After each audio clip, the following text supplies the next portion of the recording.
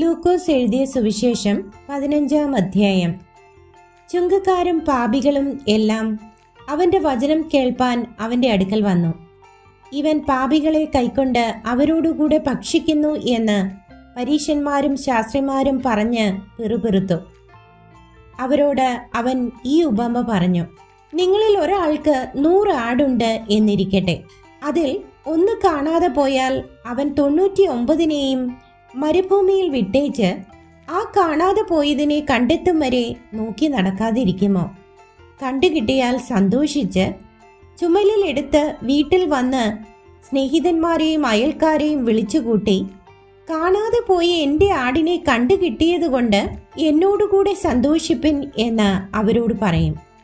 അങ്ങനെ തന്നെ മാനസാന്തരം കൊണ്ട് ആവശ്യമില്ലാത്ത 99 നീതിമാന്മാരെ കുറിച്ചുള്ളതിനേക്കാൾ മാനസാന്തരപ്പെടുന്ന ഒരു പാപിയെ ചൊല്ലി സ്വർഗത്തിൽ അധികം സന്തോഷമുണ്ടാകും എന്ന് ഞാൻ നിങ്ങളോട് പറയുന്നു.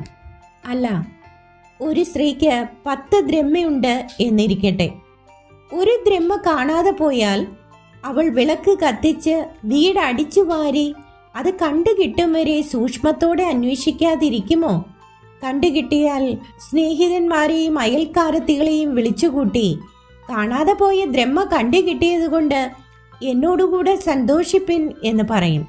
അങ്ങനെ തന്നെ മാനസാന്തരപ്പെടുന്ന ഒരു പാപിയെക്കുറിച്ച് ദൈവദൂതന്മാരുടെ മധ്യേ സന്തോഷമുണ്ടാകും എന്ന് ഞാൻ നിങ്ങളോട് പറയുന്നു. പിന്നെയും അവൻ പറഞ്ഞത്: ഒരു മനുഷ്യന് 2 പുത്രന്മാർ ഉണ്ടായിരുന്നു. അവരിൽ ഇളയവൻ അപ്പനോട്, അപ്പാ, വസ്തുവിൽ എനിക്ക് വരേണ്ടുന്ന പങ്ക് തരേണമേ എന്ന് പറഞ്ഞു. അവൻ അവർക്ക് മുതൽ പകുത്തു കൊടുത്തു. ഏറെ നാൾ കഴിയും മുൻപേ ഇളയ മകൻ സകലവും സ്വരൂപിച്ച് ദൂരദേശത്തേക്ക് യാത്രയായി. അവിടെ ദുർനടപ്പുകാരനായി ജീവിച്ച് വസ്തു നാനാവിധമാക്കി കളഞ്ഞു. എല്ലാം ചെലവഴിച്ച ശേഷം ആ ദേശത്ത് കഠിനക്ഷാമം ഉണ്ടായിട്ട് അവന് മുട്ടുവന്നു തുടങ്ങി. അവൻ ആ ദേശത്തിലെ പൗരന്മാരിൽ ഒരുത്തനെ ചെന്ന് ആശ്രയിച്ചു. അവൻ അവനെ തൻ്റെ വയലിൽ പന്നികളെ മേയ്പ്പാൻ അയച്ചു. പന്നി തിന്നുന്ന വാളവര കൊണ്ട് വയറു നിറപ്പാൻ അവൻ ആഗ്രഹിച്ചു. എങ്കിലും ആരും അവന് കൊടുത്തില്ല.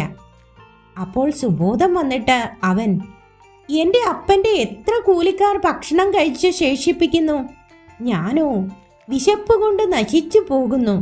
ഞാൻ എഴുന്നേറ്റ് അപ്പൻ്റെ അടുക്കൽ ചെന്ന് അവനോട്, അപ്പാ, ഞാൻ സ്വർഗത്തോടും നിന്നോടും പാപം ചെയ്തിരിക്കുന്നു.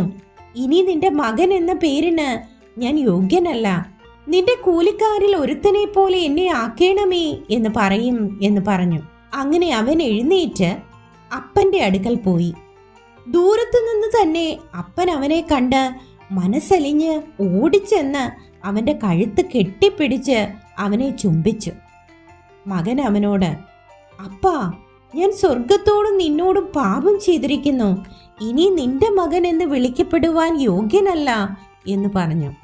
അപ്പൻ തൻ്റെ ദാസന്മാരോട്, വേഗം മേൽത്തരമായ അങ്കി കൊണ്ടുവന്ന് ഇവനെ ധരിപ്പിപ്പിൻ.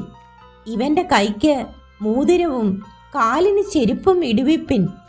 തടിച്ച കാളക്കുട്ടിയെ കൊണ്ടുവന്ന് അറപ്പിൻ. നാം തിന്ന് ആനന്ദിക്കാം. ഈ എൻ്റെ മകൻ മരിച്ചവനായിരുന്നു, വീണ്ടും ജീവിച്ചു. കാണാതെ പോയിരുന്നു, കണ്ടു കിട്ടിയിരിക്കുന്നു എന്ന് പറഞ്ഞു. അങ്ങനെ അവർ ആനന്ദിച്ചു തുടങ്ങി. അവന്റെ മൂത്ത മകൻ വയലിലായിരുന്നു. അവൻ വന്ന് വീട്ടിനോട് അടുത്തപ്പോൾ വാദ്യവും നൃത്തഘോഷവും കേട്ടു.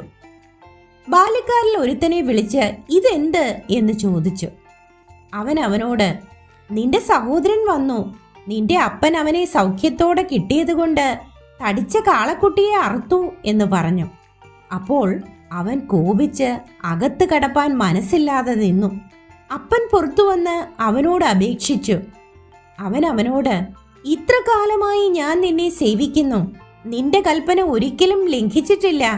എന്നാൽ എൻ്റെ ചങ്ങാതികളുമായി ആനന്ദിക്കേണ്ടതിന് നീ ഒരിക്കലും എനിക്കൊരു ആട്ടിൻകുട്ടിയെ തന്നിട്ടില്ല. വേശ്യമാരോടുകൂടെ നിന്റെ മുതൽ തിന്നുകളഞ്ഞ ഈ നിന്റെ മകൻ വന്നപ്പോഴേക്കോ തടിച്ച കാളക്കുട്ടിയെ അവനു വേണ്ടി അറുത്തുവല്ലോ എന്ന് ഉത്തരം പറഞ്ഞു.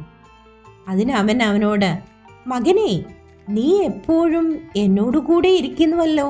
എനിക്കുള്ളതെല്ലാം നിന്റേതാകുന്നു. നിന്റെ ഈ സഹോദരനോ മരിച്ചവനായിരുന്നു, വീണ്ടും ജീവിച്ചു, കാണാതെ പോയിരുന്നു, കണ്ടു കിട്ടിയിരിക്കുന്നു. ആകയാൽ ആനന്ദിച്ച് സന്തോഷിക്കേണ്ടത് ആവശ്യമായിരുന്നു എന്ന് പറഞ്ഞു.